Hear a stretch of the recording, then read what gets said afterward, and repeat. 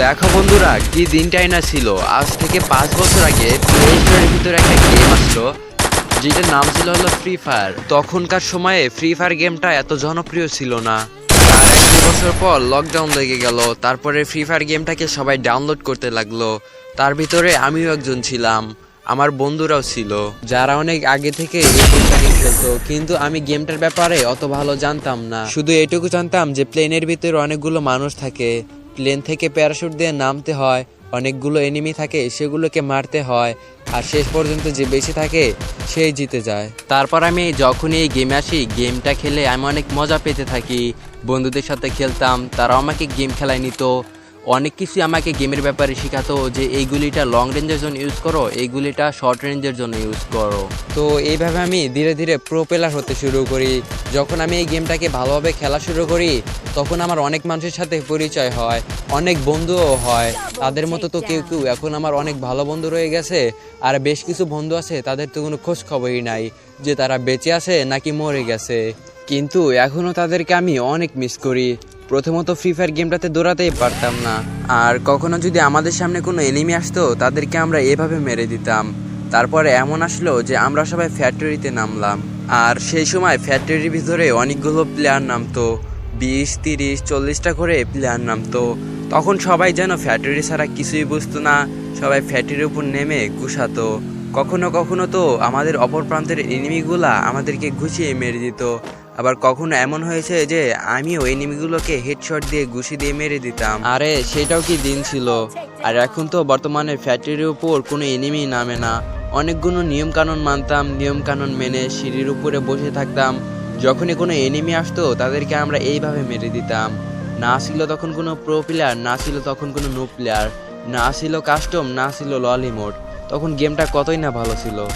আর হ্যাঁ, তখন প্রণব ছিল, কিন্তু তখন কেউ খারাপ খেলতো কিংবা তখন কেউ ভালো খেলতো।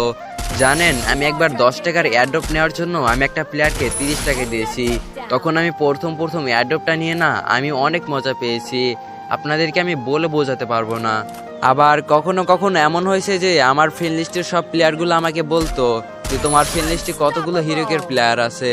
আর তখনকার সময় হিরোকের অনেক মূল্য থাকতো, আর আমাদের মনে সবারই একটাই চিন্তা ভাবনা থাকতো যে না আমরা কখনো হিরো করতে পারবো না, তারা কখনো হিরো করতে পারবে। তখন এমনটাই চলতো। আর এখন তো আমি নিজেই হিরোইকে।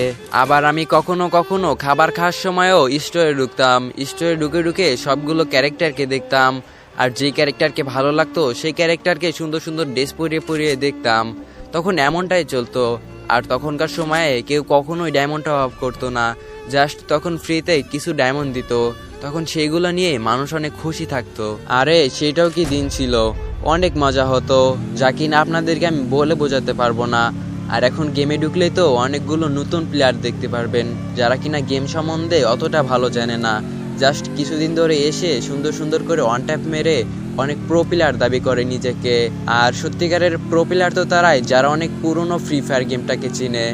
আর তখনকার সময়ে যদি আমরা কখনো বইয়া নিতাম, তাহলে আমাদের সাথে কারো দেখা হলেই বলতাম যে দেখো আজকে আমি বইয়া নিয়েছি। আবার ফেসবুকেও আপলোড দিতাম যে দেখেন আমি আজকে বইয়া নিয়েছি। তখন কতই না মজা হতো, আর তখন এমনটাই চলতো। আর আস্তে আস্তে গেমটার ভিতরে অনেকগুলো ক্যারেক্টার আসতে লাগলো, ডিজে অলক আসলো, ক্রোন আসলো, স্কাইলার আসলো। আর তখন এমনটাই চলতো, আস্তে আস্তে সবগুলো বান্ডিলগুলো দেওয়া হলো, তারপরে প্রতি মাসে একটা করে ক্যারেক্টার দেওয়া হলো। আর এইভাবে গেমটা আস্তে আস্তে পরিবর্তন হয়ে গেল। তো তার বেশ কিছুদিন পর আমাদেরকে ইন্ডিয়া সার্ভার থেকে বাংলাদেশ সার্ভারে আনা হলো। আর আস্তে আস্তে গেমটা পরিবর্তন হতে হতে আজ এই পর্যন্ত এসেছে। জানি না কখনো সেই পুরনো ফ্রি ফায়ারটাকে আমি ফিরে পাবো কিনা, কিন্তু আমার সেই পুরনো ফ্রি ফায়ারটার কথা সারাটা জীবনই মনে থাকবে। আর আপনাদের যদি কখনো কোনো পুরনো ফ্রি ফায়ারের স্মৃতিগুলো মনে থাকে, তাহলে অবশ্যই কমেন্টে জানাবেন। আর আমি কিন্তু সবার কমেন্টই পড়ি। আর আমাকে কেউ বলতে পারবে না যে ভাইয়া আমি আপনাকে কমেন্ট করেছি কিন্তু কমেন্টের রিপ্লাই পাইনি। আমি সবার কমেন্টেরই রিপ্লাই দেই আর সবার কমেন্টই দেখি। তাহলে সবাই আপনারা কমেন্ট করবেন যে আপনাদের কখনো কোনো পুরনো স্মৃতির কথা মনে পড়েছে কিনা।